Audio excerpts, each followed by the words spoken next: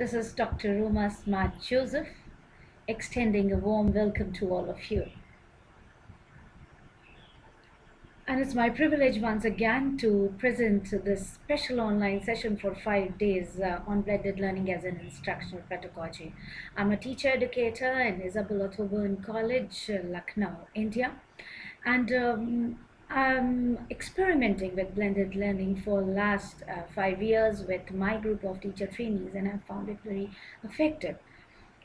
So whatever presentation I've made is based on my experiences and from the extracts of my book on blended learning, which will be soon published.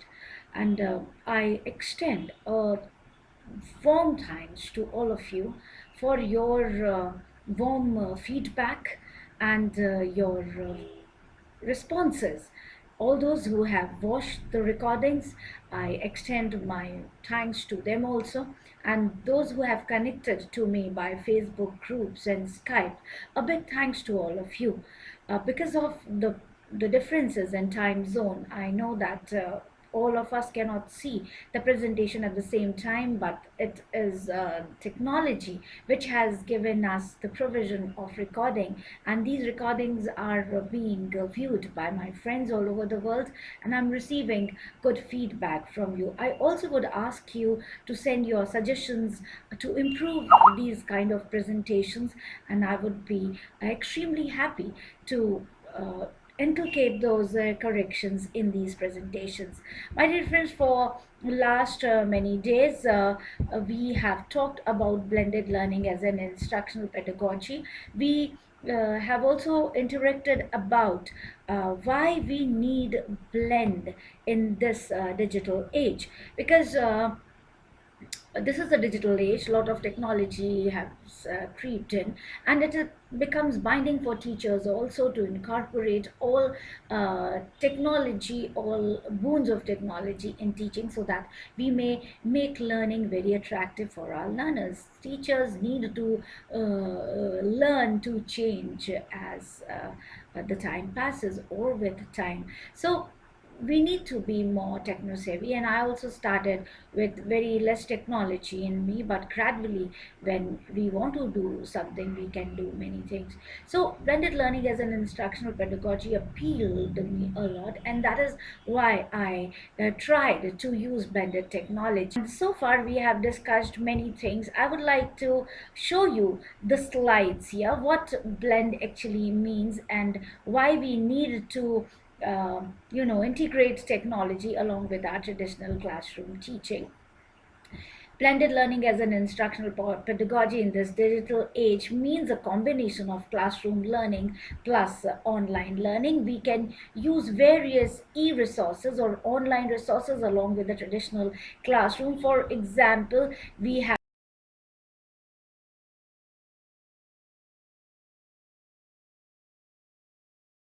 blackboards in the classroom. Now we have whiteboards and smart boards. When we talk about blended learning, we have many audiovisual aids in the classroom like charts, models, etc. But here we have many audiovisual aids which are electronic in nature. We have CDs, videos, MP3s, MP4s, etc. So many things are there. We have traditional books with us. We have um, journals, or we have so many things which can assist us in the classroom. Similarly, we have ebooks, web articles, and so many websites, interactive sites to learn. We have seminars, we have webinars online, we have workshops. Traditionally, we have online workshops online. So the combination of the traditional and online resources of learning is called blended learning. Now we have all done this in the 3-4 days past, and today what I was wanting is to concentrate on technology integrated lesson plan, and before that I would just rush through what we did in the previous session, so that those who have joined us late know what is this all about. Now when we talk about all this, we talk about the traditional ways of learning and the e-learning. Now, so this is the slide which we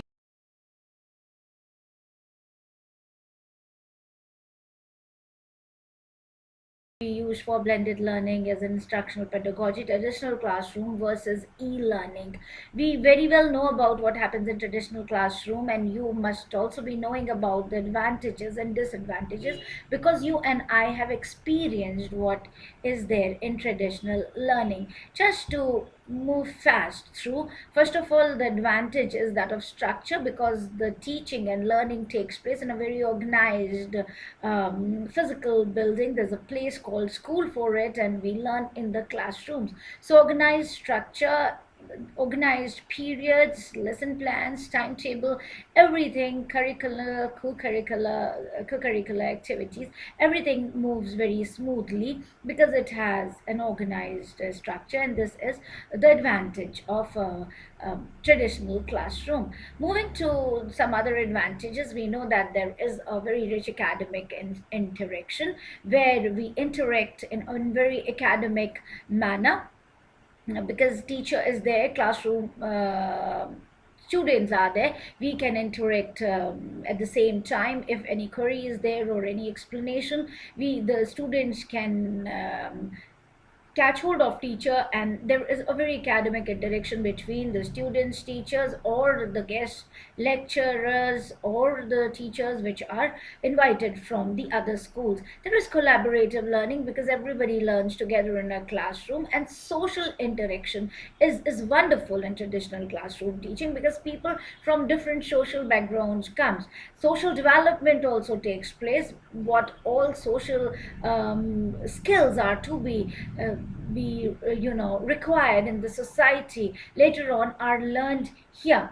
And in India we have a good example of unity in diversity, because students comes from various backgrounds. They come from various states, languages, and different family background. They interact with one another, and they learn the skills of social development and interaction in a very well manner.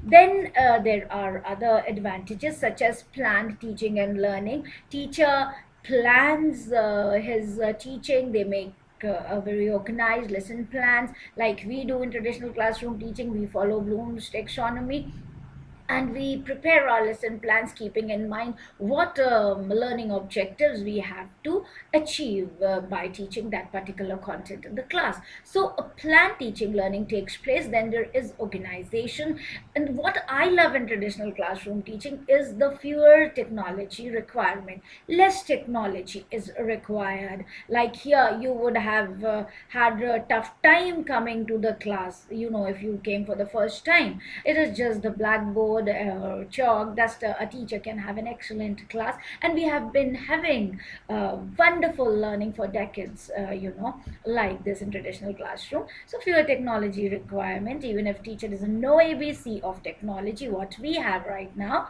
teacher is a efficient teacher, a successful teacher. So technology is not a limit for a teacher to be good. Maybe it anyhow affects a good teacher right now in this present age. Definitely it makes a big difference. Then we should also talk about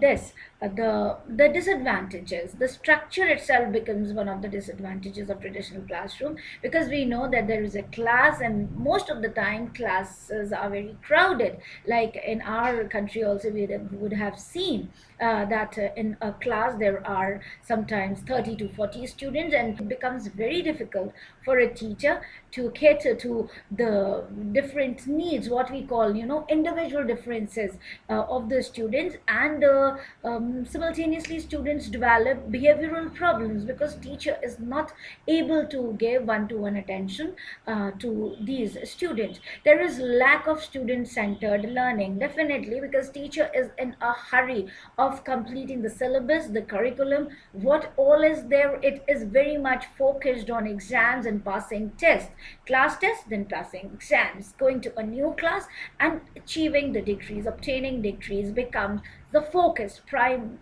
focus of learning, which has to be changed. And with a lot of technology coming in, it is definitely changing. Now there is lack of critical thinking also, definitely, when there is rush to complete the syllabus or the curriculum, or it concentrates all only on passing the exams. Definitely, who is gonna think about the critical thinking skills, isn't it? So these advantages are there. Then the most of the advantages, then we come to the e-learning part. What are the advantages of e-learning? Once this technology advancements took place, e-learning could be talked about everywhere. People and teachers started using e-learning, online learning. It came and it went off also very fast.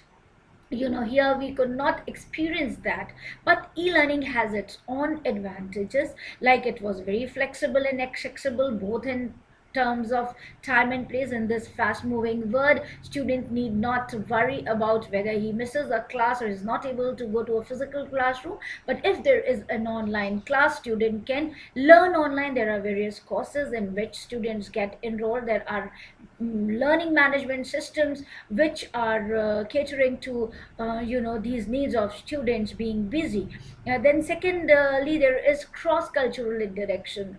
When you get connected through net online learning, you are connected to the entire world. When I open my laptop, I find myself in a different world where the entire world is in my lap and I'm free to learn as much as I can. Sky is the limit. So cross cultural interaction in this online classes also, there are so many people who come and who join the classes. I learn from them, they learn from us. So there is cross cultural interaction, there is unlimited resources, no question of resources at all. You see that these unlimited resources, websites are there, educational e-books, online books, libraries, web 2.0 tools, classrooms like this, webinars, workshops, video conferencing, just you name, and everything is there. Different softwares are available. You just think about it and it is done. So unlimited resources are there online, that accessible anywhere, anytime. I've already talked about it, that wherever you are, because you are connected through world wide web, that is internet, you can access. Like I'm sitting at home, I can get connected to the entire world. Even if I'm not at home, outside in my office or college, I open my laptop and I get connected at that very moment, right at the click of the mouse. The entire world is there with me. So this is just wonderful thing of e-learning. Then we interact with the global learning community. It depends on your personal learning network, that how you can get connected to more and more people. There are skills which are required for this, which we will talk later on. And then we talk about the disadvantages. All whatever I'm presenting in this class, I have experienced myself, and that is why I just want to share this with you. There is learning in isolation. Many times I have found that if it is only online learning and I'm not connected to my teacher trainees in a traditional classroom, learning takes place in isolation, because that very physical rapport, that belongingness is not there, that emotional sharing is not there. And this is one of the biggest disadvantage. Learning definitely takes place in isolation. If for a long time there is no physical contact, even you can experience this in your own relationship. If you are with someone, you talk, you chat, you share, you feel that there is a sort of belongingness, you understand one another. But if you are apart for a long time, gradually the flame of the repetition that you used to hold, when you were there together, becomes very, it fades out. So this is there. Then there is demands, technology, skills, softwares, and devices. You need to have lots of technology to conduct classes like this. You need to be very sound with the software's knowledges, what software, how to upload, install, download, what technology skills are involved. So you need to have good techno skills to learn and to run e-learning. Then it also demands proper soft skills. Most of the time we have language problem.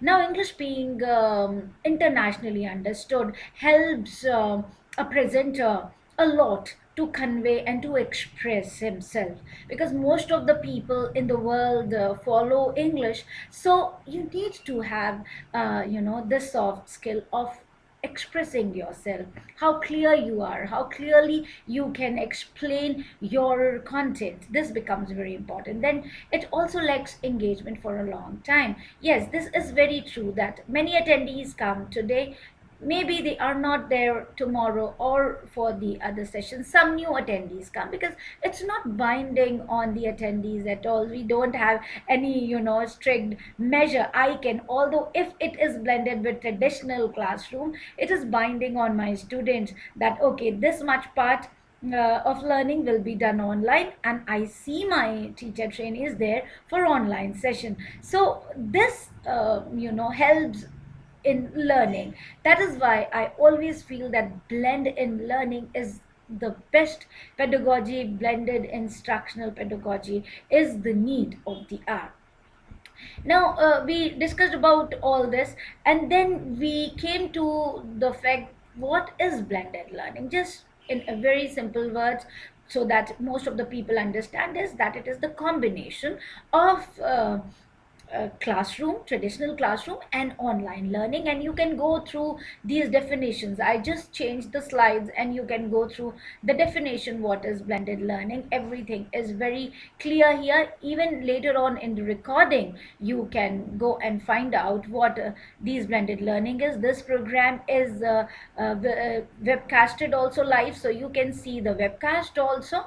So, blended learning is an instructional approach to teach and learn, combining and aligning learning undertaken in face to face sessions with learning opportunities created online. So, this is there. Then, the question is, why blending? As we have seen, the advantages, strong and weak points of traditional and e-learning, it is very clear to us why it is the blend, why we need to learn through blend of both the methods, because it gives us the best of both the learning worlds, traditional and e-learning. Blended learning is more realistic, practical, and useful. Definitely, whatever is taken in the class, whatever students learn in the class, they follow it online. And there is a rapport building also between the teacher and the students. The assignments or whatever module teacher has prepared to follow his blended program can be practiced and can be fulfilled by this manner. It expands learning horizons because the learning is not confined to a particular classroom, to that particular school, but you become a global learner. You can invite educational students from across the globe and you can learn from them. There is global learning, and the researches which took place in field of blended learning also showed that there is positive learning, because student learn in class, student learn online, student learn by independently, self-paced learning, critical thinking, thought-provoking, everything is there in blended learning. So I think that it is the need of the hour, and no other methodology or pedagogy is so much in demand in this digital age as blended learning. So this was all about blended learning and why we blend. Now when we talk about to conclude, it is apt to state that if we want to see our education system, teachers and learners at the global level, we have to use the modern technology and pedagogy in teaching. Growing use of internet and digital devices explains the fact why blended learning is important for futuristic learning.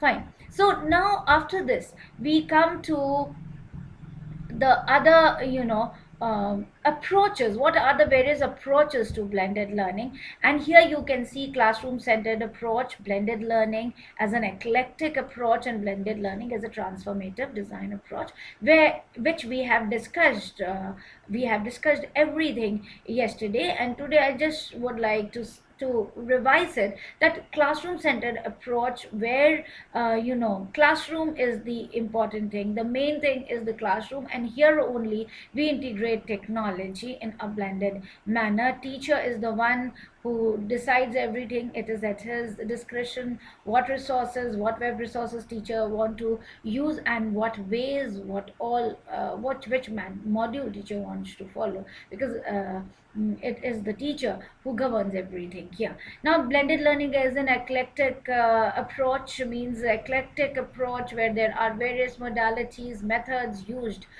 in order to learn. So learner can use various methods, like it is an eclectic approach because learning takes place in a traditional classroom, online, and then a learner can learn independently also. And transformative design approach, you can see and you can feel how transformative blended learning is. It has transformed the entire scenario of primary, secondary, and higher education. So it is a powerful transformative approach also. When we talk about models of blended learning, we have three important models of blended learning, that is supplemental model, replacement model, and emporium model. So I just would go very fast to it. Supplemental model is used as a supplement in the classroom. Classroom is the main place where teaching takes place in a traditional way, and we incorporate online learning, web resources in a very meaningful and purposeful manner. Here the time is not curtailed, whatever time period is there for a particular period or session, that remains the same, school timings remains the same, but teacher uses a blend in a manner that suits to their requirement. But in replacement model, we can say that half of the activities takes place online, half activities in the traditional classroom, and that there is the school time, the traditional classroom time also is reduced, because half of the activities are there in the thing online manner.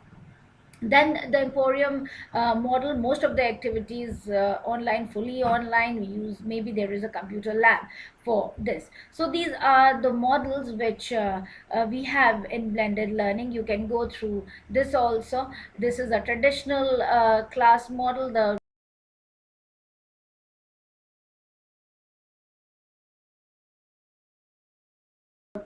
diagrams talk about online learning. There is rotation model, flex model, self blend mode, and enriched virtual model.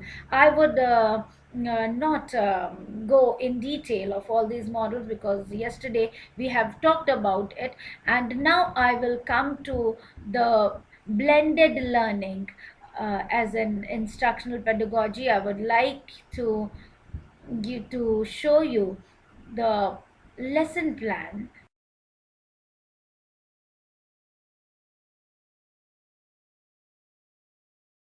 This is a technology integrated plan, because the module which I showed in the previous days talks about technology integrated plan. This technology integrated plan can be used for blended learning because it works in the classroom and online as well. You can also visit my blog later on. I have given the address of my blog also. You can get connected by Facebook or Skype. I have given the details in the previous sessions, so you can go through it. And this is the technology integrated plan, because planning is very essential. It is a cognitive plan which teachers should always have. That is like a blueprint and tells teacher how to proceed, what to teach, what resources to use in a limited time period. So it is very essential for a teacher to follow a plan, and that is why I would like to talk about a technology integrated plan.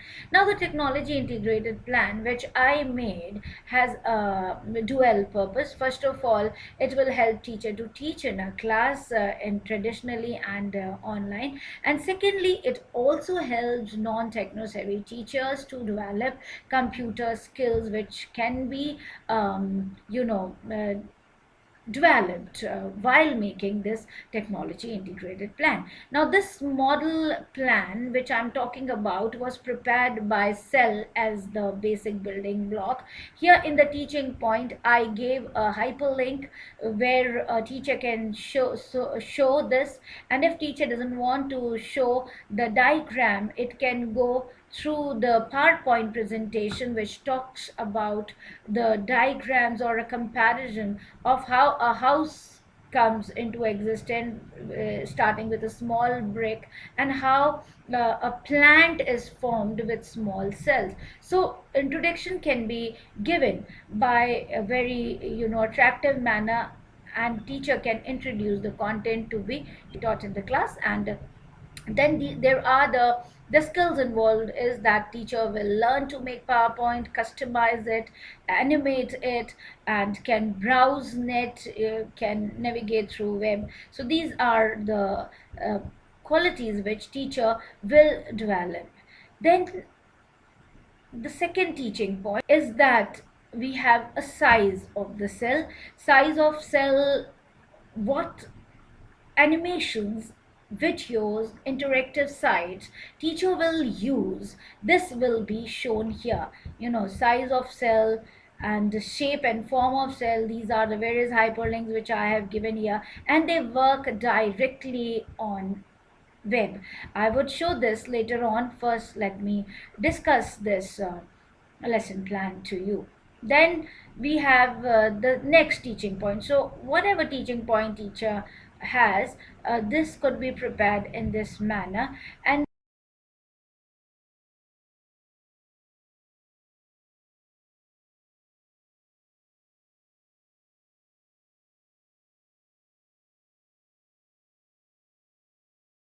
then we have culminating activity,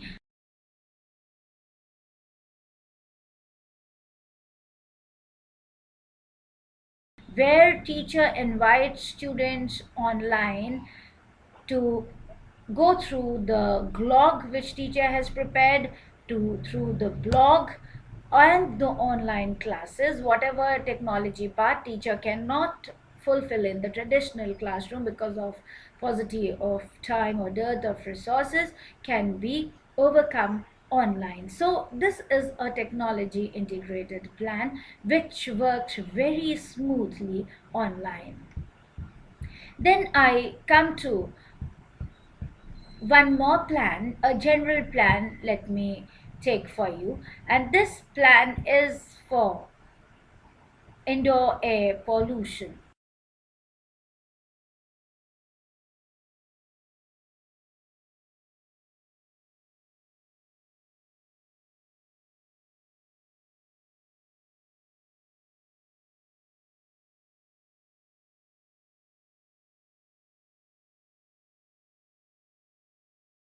So it is about creating awareness. So the objective of a teacher here to create awareness among the students about indoor air pollution. Now many of you must not be knowing what indoor air pollution is. It is more dangerous than ambient pollution, and everybody ought to know about it. So I prepare a technology integrated plan for indoor air pollution, which talked about various teaching points such as what are the different pollutants which causes indoor air pollution, such as biological contaminations, combustion gases, and smoke, and chemical pollutants. Then what are the solutions to overcome this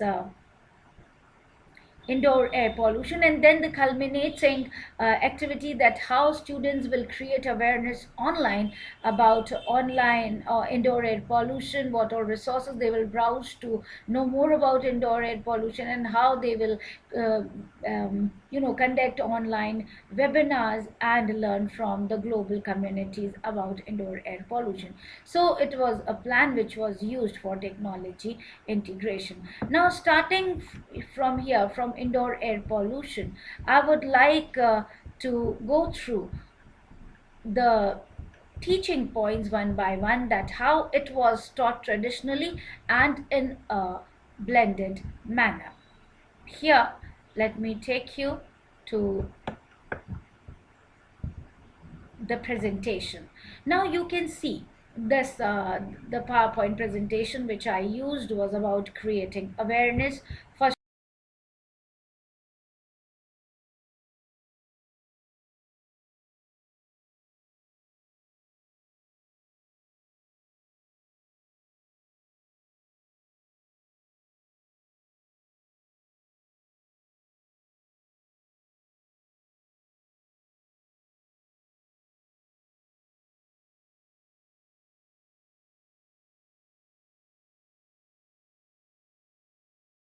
First of all, and then we talked about what are the various sources of pollution which teachers supposed to know or the people supposed to know about, and what are the danger which lurks at every nook and corner of the house. Then I used the Wikipedia resource to introduce my students to the indoor air pollution, followed by the biological contaminations. Now here, the biological contaminations with which indoor air pollution is caused are the bacteria, molds, viruses, dust mite, cockroach, pollens. Here the objective was to introduce the students to these biological contaminations and to teach them the habit of cleanliness, that how important cleanliness is in order to save oneself from the problem like indoor air pollution. And for this I used an interactive video here, and I would like to take you to the video first of all for the biological contaminations. Here, watch the video and then we discuss it later on. Dormant spores causing mold to grow and reproduce. Black mold reproduces by creating microscopic spores, which carry harmful chemicals called mycotoxins. The spores are released into the air, where they circulate, and may land on household surfaces.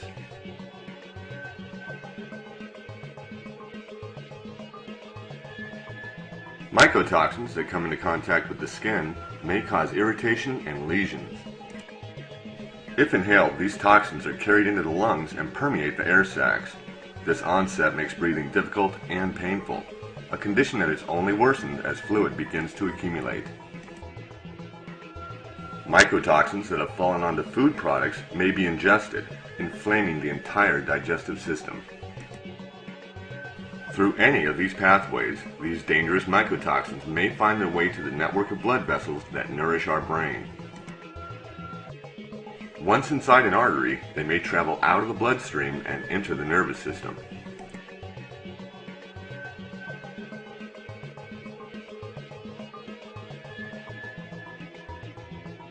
These mycotoxins affect the passage of signals between brain cells, causing disruptions in thinking, memory, and movement.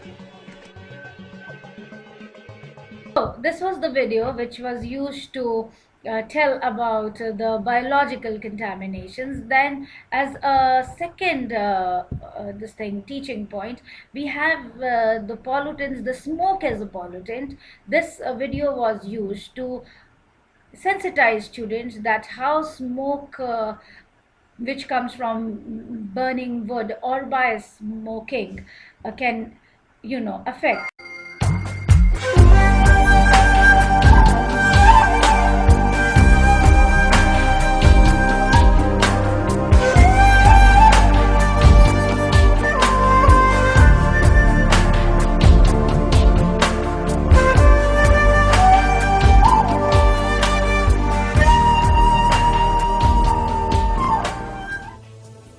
Hemoglobin molecules.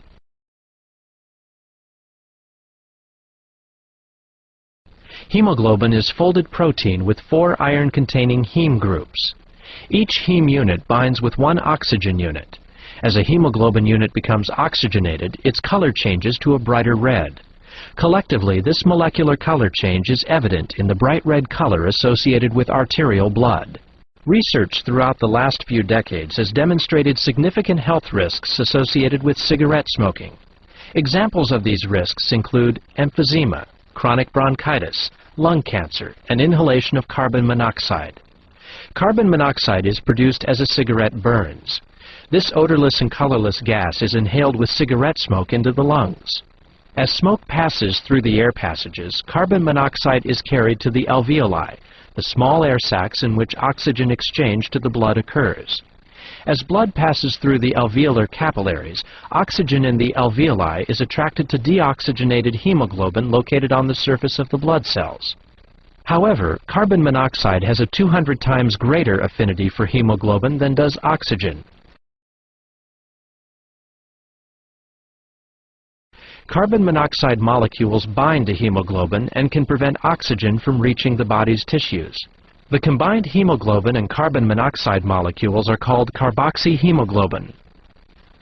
Although the levels of carbon monoxide... So this is how we talked about the various pollutants such as smoke as a pollutant and biological contaminations. Then the third pollutant were the chemicals. Now we have a video for this, that how chemicals can cause indoor air pollution. Watch the video. There's something in this picture you're not seeing. It's called radon, and it's a naturally occurring gas. You can't see it, taste it, or smell it, but it's the leading cause of lung cancer after smoking. Radon can leak into your home undetected through cracks or gaps in the ground floor. Make sure you're safe from the risk. Is formaldehyde, an organic compound that is currently used in thousands of products, ranging from your house's insulation to the cosmetics and hair products you use. The EPA has also marked perchloroethylene as another dangerous chemical, which is used by all dry cleaning businesses to clean fabrics. Evidence is mounting that if one was to be exposed to these products for a long period of time, these chemicals, as well as many other household products such as detergent, paints, and various cleaning products, be found in insulation, floor tiles, and other materials found in homes built before 1990. Asbestos was used because it is a long-lasting, durable fiber. When materials that contain asbestos are in good shape, it is not a danger to humans, but if it is broken or disturbed, it can be a serious home health hazard. When broken or crumbling, asbestos fibers can get into the air and be breathed in. Over time, exposure to these fibers can lead to a disease called asbestosis, where your lungs become scarred, making it harder for them to absorb oxygen. It can also lead to mesothelioma and lung cancer. There are usually no symptoms of asbestos exposure until long after, when the damage is already done. So this is how a blend was used in the traditional classroom teaching, and we had online sessions. It is a supplemental model of blended learning, because there were so many resources which we don't have in the classroom. So there are many technology integrated plans I developed. This is just a model plan, and this is how, using various web resources, a teacher can make very effective lesson plans, technology integrated lesson plan. And this is how we conducted blended learning at our school. And I hope that this session on blended learning as an instructional pedagogy would have helped a lot to the viewers. And I also request your feedback. You can give and submit your feedback after the class or after the recording, and let me know that how we can improve it more. The sessions to come in future will also talk about how we can make our own models of blended learning, how we can choose a right model for blended learning, and how technology integrated lesson plan can be made for various subjects. So a big thanks to all of you who came, joined the class, watched the recordings. I just extend a very warm thanks to all of you, a heartfelt thanks to all of you, and I hope that in future lots of people come and join these classes. Thank you very much. Have a nice time. and hope to see you very soon in some more sessions. Please keep viewing the webcast, live webcast of the programs that may help many of the learners. Thank you very much. It's Roma Smart Joseph signing off. Bye-bye.